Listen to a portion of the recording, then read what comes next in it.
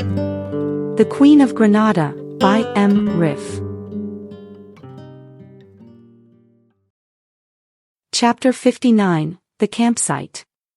The phrase, "very last," echoed in Tobar's ear. When he'd been told they were on their way from France, he'd estimated their arrival in approximately 12 days, as in previous years. They usually started in Paris and gathered more Roma groups along the way, which made the convoy larger. Considering their old vehicles and heavy loads, some cars inevitably broke down, leading to days spent on repairs before they could continue. Tobar had calculated an estimated arrival date and added a day for safety. Then he and his family could prepare the campsite.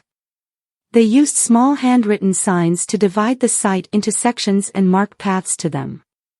This prevented conflicts, especially when people were exhausted after several days of travel. They also set up the rented toilet and kitchen carts with water and power. Additionally, they picked up some groceries like fruit, bread, cheese, soft drinks, beer, and sangria. This allowed people to relax and enjoy their arrival instead of rushing to the store.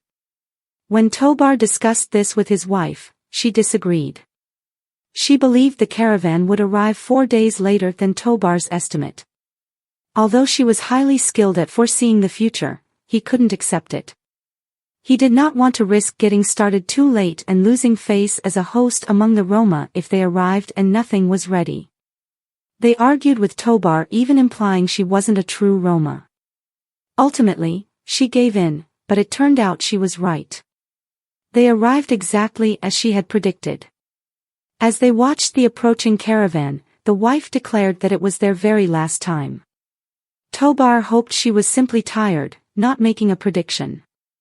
It turned out, the entire column was stopped by police on the outskirts of Barcelona.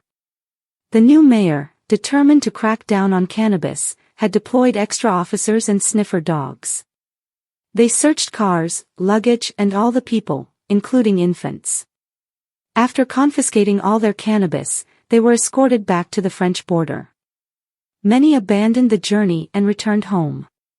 The few who could afford the expensive fuel and had the courage to continue without cannabis took a detour to cross the border in a different place back into Spain.